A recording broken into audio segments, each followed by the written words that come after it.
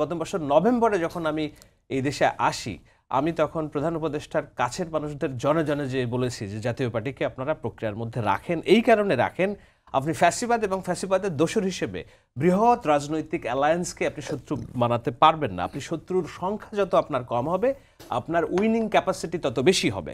আপনি যদি শত্রুর সংখ্যা বড় করে ফেলেন, আপনার লুজিং ক্যাপাসিটি সম্ভাবনা বেশি। সুতরাং আওয়ামী লীগকে কোণঠাসা করার জন্য শুধুমাত্র আওয়ামী লীগের যাদের হাতে রক্তের দাগ, কেবল তারা ছাড়া বাকি সবাইকে আপনার আস্থায় নিয়ে আসতে হবে। সেই ক্যাটাগরিতে জাতীয় পার্টিকে আপনারা যে ঐক্যমত্যের কমিশনে ডাকেননি, এটা অন্যায় হয়েছে।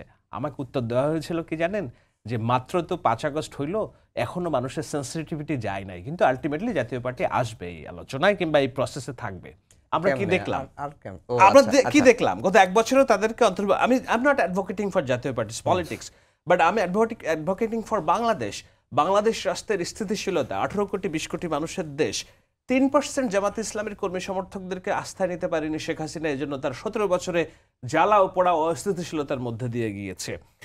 শেখ হাসিনা অপরাধী, ওবায়দুল কাদের অপরাধী, কামাল অপরাধী, জিয়াউল হক অপরাধী, ফাঁসি দেন তাদেরকে, সমস্যা নাই।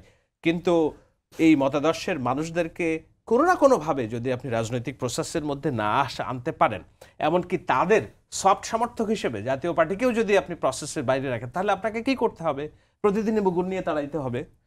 ও মুগুর যার শক্তি বেশি সে আমাকে পরাস্ত করবে, করতে করতে একটা যুদ্ধ অবস্থা তৈরি হবে। এই জন্যই আমি বলেছি যে নির্বাচনটা ডক্টর ইউনূস যে চেয়েছেন শান্তিপূর্ণ এবং সবার কাছে গ্রহণযোগ্য, সেটা তিনি মুখের কথা বলেছেন, কিন্তু করার জন্য তার জায়গা থেকে যে অপ্রিয় সিদ্ধান্তগুলো নেওয়ার কথা ছিল ডক্টর ইউনূস নিতে পারেননি বলেই। আই ডোন্ট কেয়ার এটা আমার এই বক্তব্যে বিএনপি মাইন্ড করবে না ভালোবাসবে, I don't care Awami League mind করবে না ভালোবাসবে, আই ডোন্ট কেয়ার জামাত কিংবা এনসিপি কিংবা তরুণ দলগুলো ওরা মনে করবে আমি ফ্যাসিবাদের দোসর।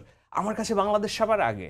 আমি বাংলাদেশ রাষ্ট্রের স্থিতিশীলতা চাই, স্ট্যাবিলিটি চাই। আমি চাই সহাবস্থানের রাজনীতি, কেবল অপরাধী যারা তাদের শাস্তি, আর বাদ বাকি সবাইকে আমার আস্থায় নিয়ে আমি শত্রুর সংখ্যা কমাতে চাই। শত্রু যে তাকে আমি কোণঠাসা করতে চাই, আমার বন্ধুত্বের কলরব বাড়াতে চাই, সেইটা হয়নি। এই জন্য নির্বাচন যে শান্তিপূর্ণ হবে আমি বলতে পারছি না।